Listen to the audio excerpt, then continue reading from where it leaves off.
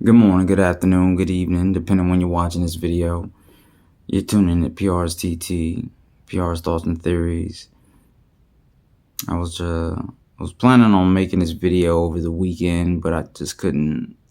Even though I have to work tomorrow, I just knew I couldn't go to sleep, knowing that these thoughts are in my head, thinking about my brother Ray Bryant. I had made a video about Bryant, I think a few days ago, and I could not make a video about Ray. I carry them both around me, and this is proof of it.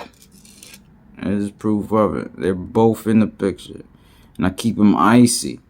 And this little charm right here alone cost me 2 G's. I had to keep them iced out. Yeah, just the charm alone cost me 2 G's. They worth more, more than $1,000 each, but that's all I could afford. I'm not rich, but I carry them around me, both of them, because I love them to death for two different reasons. Bryant was a fucking brawler. He was brolic. He was just a hardcore ass nigga. He didn't give a fuck. He'd beat the shit out you just if you looked at him wrong. And Ray was a money-making ass nigga. He was out there fucking hustling and doing it.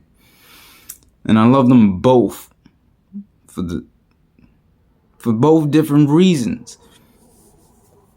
Ray passed away from cancer. Brian passed away from lean. He drank lean, he went to sleep, then wake up. Ray passed away from health reasons. And Ray, how I met him, this is gonna be lengthy. I'm gonna try to make it quick.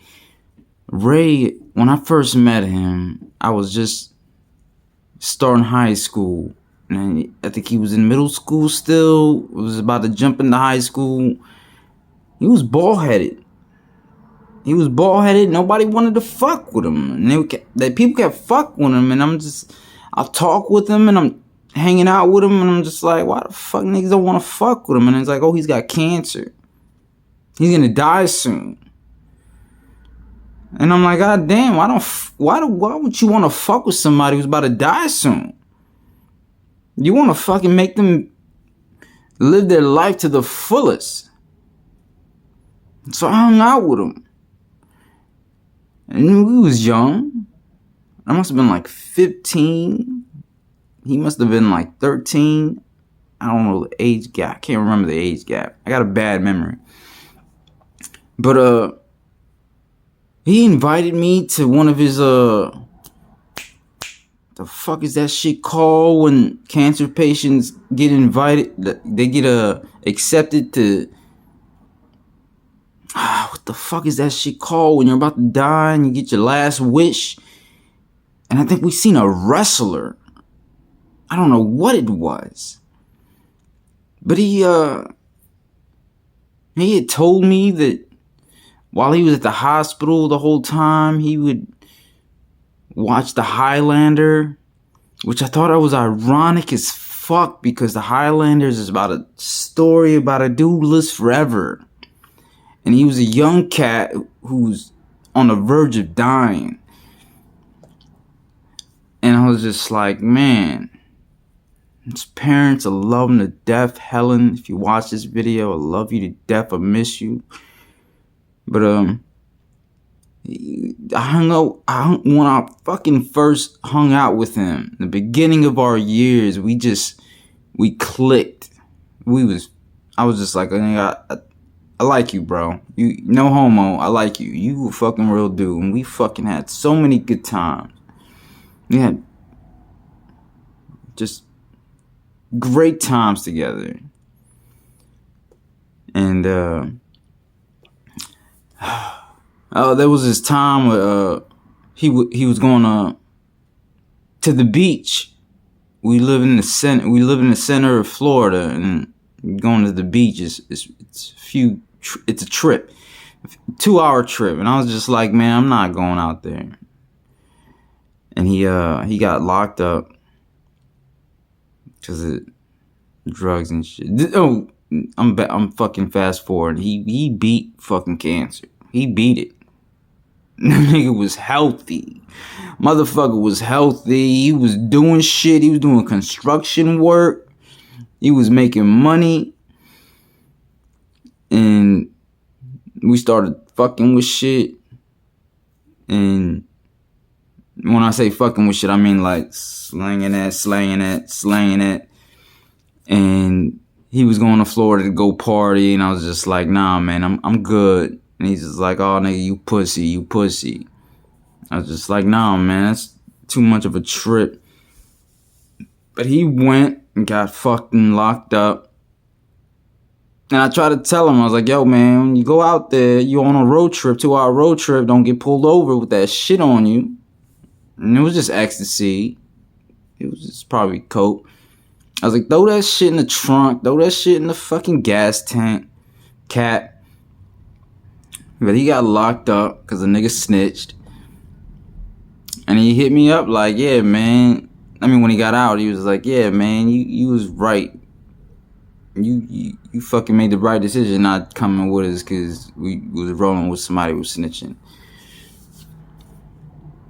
But he beat the shit. I mean, he did his time. He served his time. He got a slap on the wrist for being a bad boy. And went back to his legit shit and was doing his construction shit and hard working ass motherfucker. And mind you, like I said, he fucking beat cancer. Me and him was on roofs. He gave me a job at some point. We was on a roof.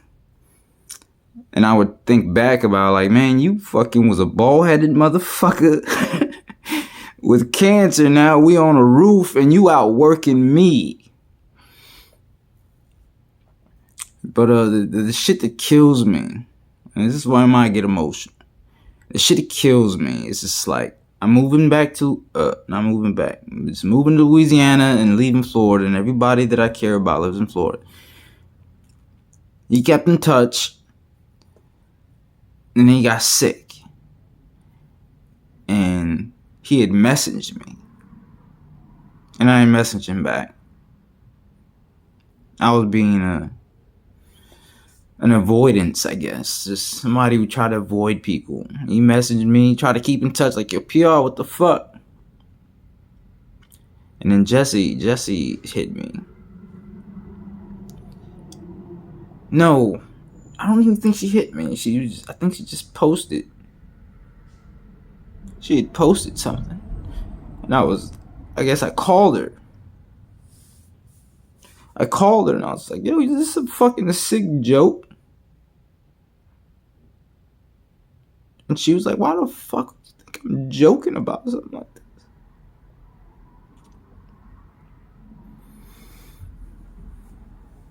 Yeah, he passed away. And I had the opportunity to hit him up. Because he always hit me up. But I was just being I don't want to say an introvert. Is that what that even is called? Somebody who just wants to just be a hermit. That's what I'm doing now. People love me that want to talk to me. I'm just not talking to them. But he'd holler at me like, what the fuck, nigga? Holler at me. And I wouldn't respond back. And I told Mom Dukes, like, that's something that I regret most of all. Is not fucking hollering back. Because he was such a good friend to me. And he's somebody I miss to this day. And dearly. And just like I said with Brian's little video that I made, if you got somebody that is going through something, if somebody's going through something, you know, fucking keep in touch. Holler at them. just holler at them, like, because you never know when they're gonna go. And when they go, that shit's gonna hold. It's gonna hold on to you.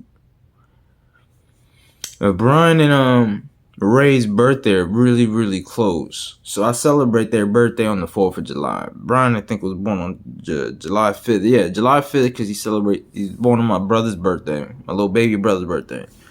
And I think Ray's on the 7th.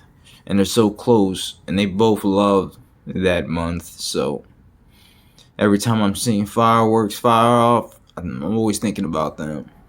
But like I said, I carry them both with me. All the fucking time. They with me. I love them to death. But I just wanted to speak about my brother Ray. I miss you, Ray. Mama Dukes. Helen. I know grandma passed away. And she's with him. I was somebody that when I found out about that, it shit shocked me. And she's with him, so they're together. But I love all y'all. I love y'all, and I miss y'all so much. And hopefully I'll get to Florida and see y'all soon. Peace.